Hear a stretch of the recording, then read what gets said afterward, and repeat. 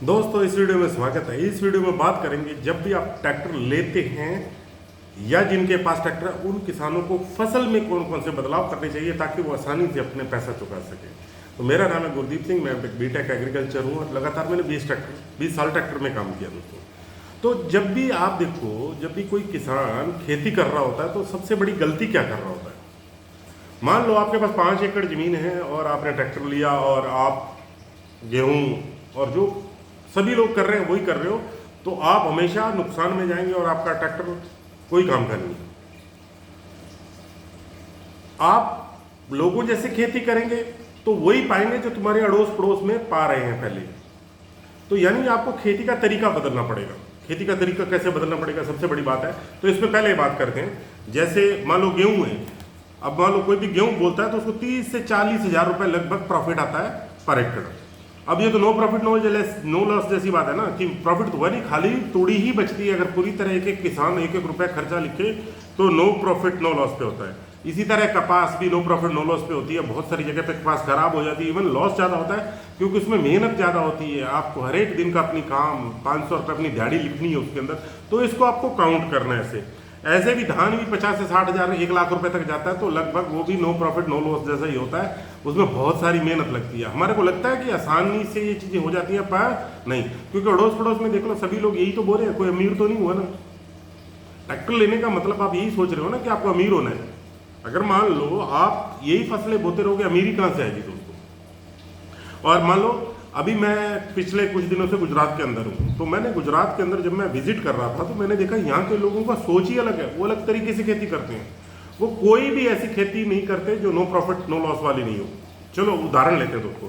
अब मान लो गेहूँ है, आपने गेहूँ की खेती की, मान लो आपका 20 रुपये गेहूँ बिका तो 25 रुपये आटा बिकेगा ना। तो वहाँ पे दोनों जगह मार्जिन कम है, मतलब दोनों जगह आप ज़्यादा पैसा नहीं कमा सकते। फॉर द एग्जाम्पल आपने कोई दूसरा ऐसा काम किया, जैसे मान लो प्याज बोया तो प्याज को आपने स्टोर करके रखा, तो आप ज़्यादा पैसा कमा सकते हैं। तो आपको सबसे बड़ी बात है, जब भी आपको खेती करनी है तो इस व्यू से खेती करनी स्टार्ट करनी है। तो जब भी देखो गुजरात के अंदर क्या है, जितने भी किसान हैं वो बहुत सोच समझ के खेती करते हैं और सारे खुश हैं यहाँ पे। ऐसा नहीं है यहाँ पे लॉस में भी नहीं है, थोड़े बहुत लॉस में भी गलती करते हैं वो तो घाटा खाएंगे ना, उसका तो आप भी कुछ नहीं कर सकते और मैं भी कुछ नहीं कर सकता। तो हमारे को जब भी हम ट्रैक्टर लेते हैं तो हमको पहले तो खेती को 5 सेगमेंट में बांटना होता है। खेती को आपको 5 सेगमेंट में बांटना है। अगर आपकी खेती पहली बात है 2-3 एकड़ है तो ट्रैक्टर लेना ही नहीं चाहिए मेरे हिसाब से। तो 2-3 एकड़ में आप 5 सेगमेंट में बांटोगे, चलो 2 सेगमेंट में बांट सकते हो। 20 एकड़ जैसे मैं कहता हूँ 20 एकड़ जमीन होनी चाहिए तभी ट्रैक्टर लेना चाहिए आपको।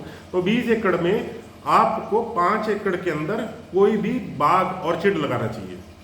हमारा ऑर्चिड बड़ा हो रहा है, उसके बीच में आप खेती ले सकते हो, जो भी अच्छी खेती है वो ले सकते हो और आपको प्रॉफिट में रहेगा। दूसरा, कम से कम 2 से 3 एकड़ में आपको सब्जी लगानी चाहिए जो आपको रोज की इनकम दे। और जैसे गेहूं है, ये थोड़ी 5 इस तरीके से थोड़ा जो खाने लायक गेहूं है, चलो अपना आदत होती है कि गेहूं पशुओं के लिए चारा हो जाएगा, तो आपको थोड़े से एकड़ में वो लगानी चाहिए। बाकी जगह आपको कैश क्रॉप लगानी चाहिए दोस्तों। कैश क्रॉप जो आपको सीधा कैश देती है, जो आपको बड़ा करती है। और कैश में भी जितने भी मेरे किसान भाई हैं, अगर मान लो आपने जैसे कोई चीज़ निकाली वैसे ही बेचा तो आपको प्रॉफिट नहीं आने वाला है। तो आपको क्या करना है, आपको बिजनेसमैन बनना है। यहाँ पे जितने मेरे किसान भाई हैं, अगर बिजनेसमैन बन गए ना तो काम हो गया। आपने ट्रैक्टर लिया, ट्रैक्टर के पीछे कुछ ऐसे इंस्ट्रूमेंट होते हैं जो आपके घर में ही काम करना स्टार्ट कर देते हैं, बिजनेस बन जाता है आपका।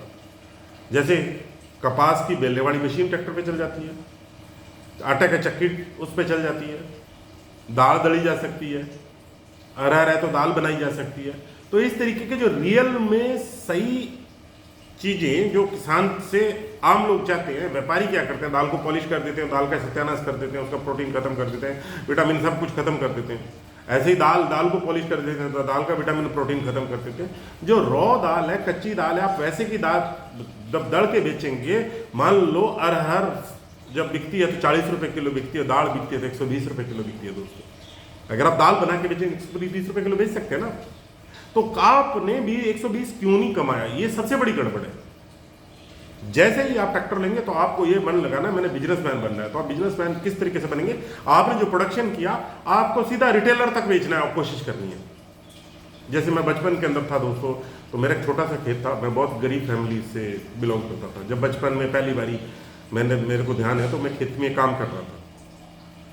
धीरे धीरे आगे बढ़े, जब छठी, पाँचवीं छठी तक पहुँचे तो बहुत घर के बुरे हालात थे दोस्तों। मैं घर से सब्जी और दूध दोनों उठा के, जब 8 किलोमीटर, मेरे पक्की गांव डाणी है, वहाँ से हिंदूमल कोट है जो श्रीगंगानगर के अंदर है, तो मैं 8 किलोमीटर जाके सब्जी बेचता था। और मैंने एक छोटा सा अकाउंट खुलाया, उसमें जिसे 5 रुपए 10 रुपए जो भी मेरे पास बचते थे तो मैं उसमें जमा कर देता था। तो मैं ऐसे जमा करके हमारा घर का गुजारा चल रहा था। एक बार ही हमारे जैसे गेहूँ बीजते थे, इतनी समझ तो थी नहीं, तो गेहूँ बीजते थे, तो जैसे गेहूँ बीजना था तो उनको खाद चाहिए थी मेरे मम्मी पापा को, तो पैसे नहीं थे मेरे माँ बाप के पास। तो उन्होंने बोला पैसे नहीं है। मैंने कहा हाँ मेरे पास है। वो कितने चाहिए? वो कहता 700 रुपये चाहिए।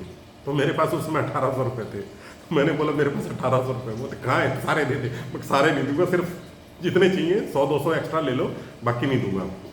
तो ऐसे करके हम पैसे इकट्ठे करता था। तो मैं रोज जाके रोज जमा करता था, रोज जमा था। तो आपको जब किसान हो तो आपको घर पे दूध की भी कोई गाय रखनी है, ताकि आप खुद भी दूध दही अच्छा खा सको और बेच भी सको। और दोस्तों मैंने कुछ फसलें निकाली हैं जो आपको बहुत ज़्यादा प्रॉफिट देती हैं। मैंने पूरा स्टडी किया है इसके ऊपर। दोस्तों सबसे बड़ी बात है, आप देखो आप रोज़ क्या चीज़ इस्तेमाल करते हो और सबसे महंगी क्या है। इसमें जब मैं स्टडी कर रहा था तो नींबू सबसे ज़्यादा प्रॉफिटेबल है। 5 एकड़ से 15 लाख पर एकड़ निकालता है अगर किसान समझदार है, क्योंकि साल भर नींबू बिकता है। और ऐसी वैरायटी हैं जो साल भर ही आपको फसल देती रहती हैं। और दूसरा दोस्तों तरबूज, कम से कम 5 से 7.5 लाख रुपए का प्रॉफिट होता है तरबूज के अंदर। हम खाते हैं ना, पर लगाते नहीं है। लगाते हम वही चीज़ें जो गेहूं और सारी चीज़ें, इसीलिए हमारी ज़िंदगी के अंदर बहुत सब बड़ा है। और दोस्तों सबसे बड़ी बात है, देखो आलू भी 2 से 2.5 लाख रुपए पर एकड़ आलू में भी प्रॉफिट होता है, क्योंकि आप रोज उसको इस्तेमाल कर रहे हो ना। जो चीज़ इंसान रोज इस्तेमाल कर रहा है, लगातार साल भर इस्तेमाल कर रहा है, उसमें प्रॉफिट है। प्याज में अच्छा प्रॉफिट है, लहसुन में अच्छे प्रॉफिट है, हल्दी में अच्छा प्रॉफिट है। और दोस्तों जैसे केला वगैरह जो ऑर्चिड है, वो तो 8-10 लाख रुपए पर एकड़ टोटल इनकम आती है, लेकिन फिर भी आपको 3 लाख खर्चा निकाल के भी पर एकड़ बचता है। तो आपको क्या करना है, जब भी ट्रैक्टर लेना है तो हमेशा ये सोचना है कि मुझे बिजनेसमैन बनना है। तो आपको चाहे इधर से चीज़ लेके ट्रैक्टर से उधर बेचनी पड़े, चाहे ट्रैक्टर ज़्यादा चलाना पड़े, अगर आप इस तरीके से आपने खेती की तो पक्का है आप हमेशा खुश रहेंगे और आपके रात दुगनी चौगनी तरक्की होगी। क्योंकि ट्रैक्टर आप इसलिए खरीद रहे हो ना, पैसा कमाने के लिए। तो पैसा कमाने तो बिजनेस ही तरीका है दोस्तों। जब भी हम इस तरीके से सोचना स्टार्ट करते हैं तो हम पैसा कमाते हैं। हमारी जिंदगी के अंदर हम गरीबी पता क्यों है?